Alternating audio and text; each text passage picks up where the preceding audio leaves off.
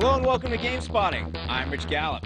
Today we travel through time with a pair of GameSpot's wizened editors as we celebrate the 15th anniversary of one of the most endearing mascots of recent memory, Sonic the Hedgehog. From speeding through side-scrollers to fighting and even puzzle games, Sonic and crew have done it all. First, let's take you back to where it all started, the Sega Genesis.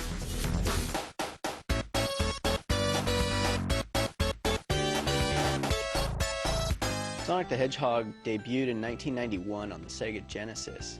Basically, Sega needed a mascot character, something to really sell their system because the Super Nintendo was coming out soon. Sonic the Hedgehog caught a lot of attention because, it was pretty much Sega's line in the sand. It was direct competition to Mario. They needed something to give them an identifiable image and a look that people could really latch onto and say, that's Sega. The smart thing that Sega did was they didn't try and take Mario on sort of in the traditional platforming format that he was known for. What Sega did was they sort of created their own sort of take on the platformer. So Sega came out with Sonic the Hedgehog, who is their first real mascot character, and he kind of had a little bit of an attitude, a little bit of edge that Mario was lacking, and a lot of people really identified with that. And they introduced pretty much the key concepts that have been sort of integral to all the Sonic titles. Sonic was just all about speed. And the sense of speed in that game was really awesome. He was like a rocket. And the power-ups that you would find in the game kind of were the same idea. You could get shoes to make you go even faster. Occasionally jump over a pit or something, jump on an enemy. You'd go through these giant roller coaster-like loops. You had an interactive environment, which these days we all take for granted, but back then it was pretty eye-popping to see.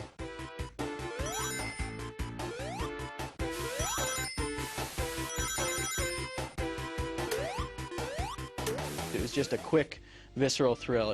Didn't take a lot of effort. You could just get into it, fly through a few levels, and just have some simple fun.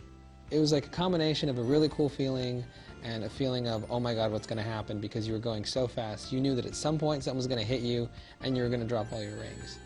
And the rings were also another really cool concept, which is if you were good, you could theoretically not die in the game because you needed to hold on to a certain number of rings. And every time you got hit by an enemy, you would drop them.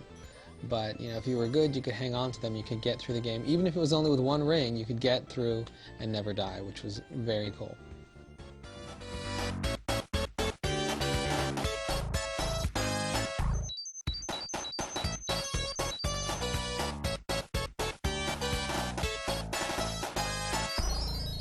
Sonic 2 kind of continued the trend and built on a lot of the things that really spoke to people in the first game. You just start at one end of a level and run really fast through to the other end, collecting rings and freeing the little animals.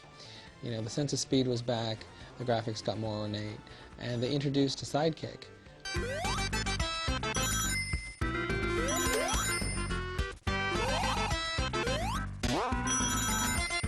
People either loved or hated him, but as far as sidekicks go, Miles' Tails Prower, which was a little, two-tailed fox who could fly, was, he wasn't too bad. He actually had a little bit of personality. And what you could do is the second player could kind of control him a little bit.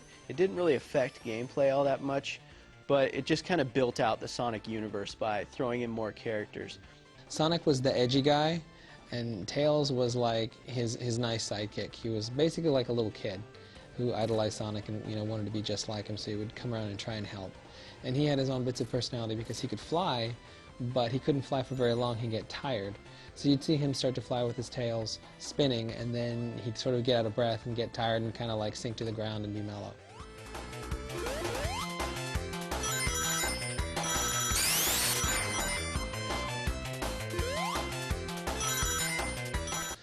And it was little touches like that that really kind of made that character stand out. And he was a good fit for Sonic. Basically, though, the gameplay in Sonic 2 was the same, but it's still one of the highlights of the series just because it got everything down really tight. And a lot of Sega Genesis sold with Sonic 2 as the pack-in title.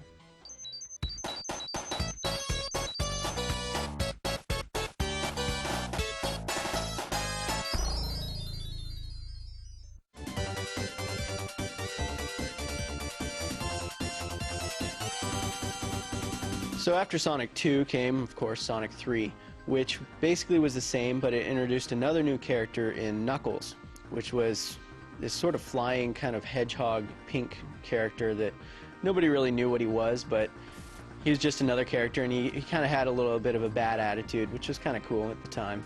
Sonic Team started to really have a lot of fun with the character. You started to see them try a lot more kind of outlandish things in the environment that you'd like shoot off of and jump off of. They got a little crazier with the bonus rounds where you'd have to get jewels and stuff. They introduced some 3D stuff, actually. It's very simple 3D, mind you. You're just kind of running on a grid, but it kept the series moving forward in terms of its visuals and its gameplay, and it always felt very cutting edge.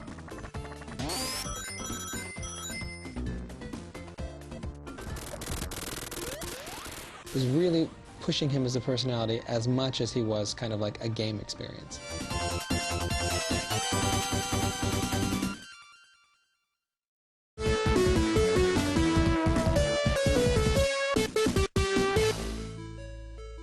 Sonic and Knuckles was kind of a landmark title, not so much for the Sonic series, you know, because it did something incredibly new and different, but more from a technological standpoint. They were really smart about sort of using old content, and they released this cartridge that you could put your old Sonic games into, and then you would access new content.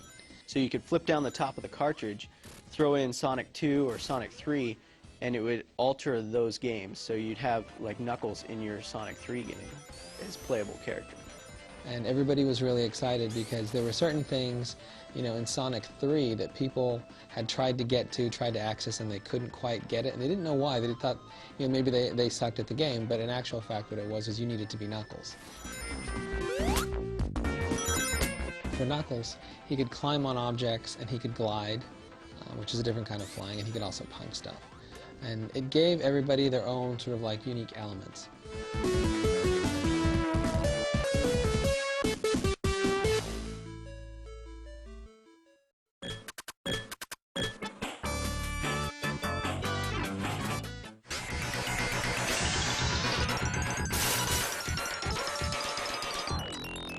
So after Sonic 3 and Sonic and Knuckles, there were a couple other Sonic titles on the Sega Genesis. One was Sonic Spinball. Sonic Spinball came out of the era when Sonic was popular, really popular, and Sega wanted to capitalize on that. Sonic was in ball form, and he'd just spin through these pinball tables, and you were basically just playing pinball with Sonic the Hedgehog. It was kind of a neat idea.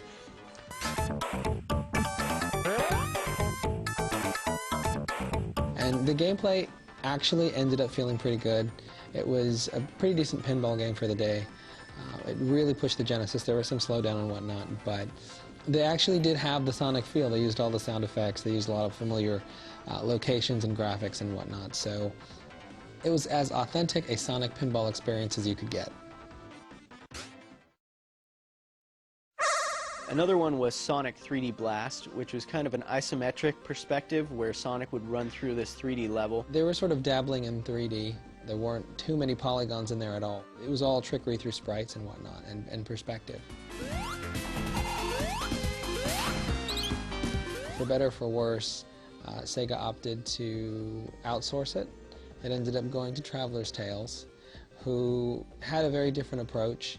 They did a good job of kind of getting the look right, but it kind of lacked the speed and the fun and simplicity of the other Sonic games. The gameplay was slower than the other Sonic games, which is kind of how the series has gone as it's gone to 3D.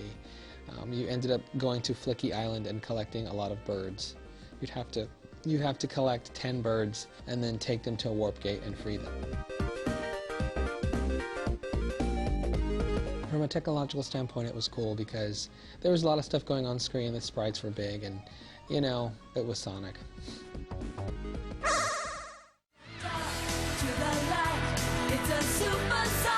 So after the Genesis, we had the Sega CD, and there was one game that was probably the best game on the Sega CD, which is Sonic CD. Sonic CD was Sega's very smart move towards getting people to kind of adopt the Sega CD peripheral, which kind of didn't take off. It's a shame that the peripheral didn't take off as much as it did, because Sonic CD is one of the most loved games in the series because it nailed so many things. It had a little bit more visual detail, and the music was actually really good. It was one of the highlights in the music of the Sonic franchise that a lot of fans really enjoyed.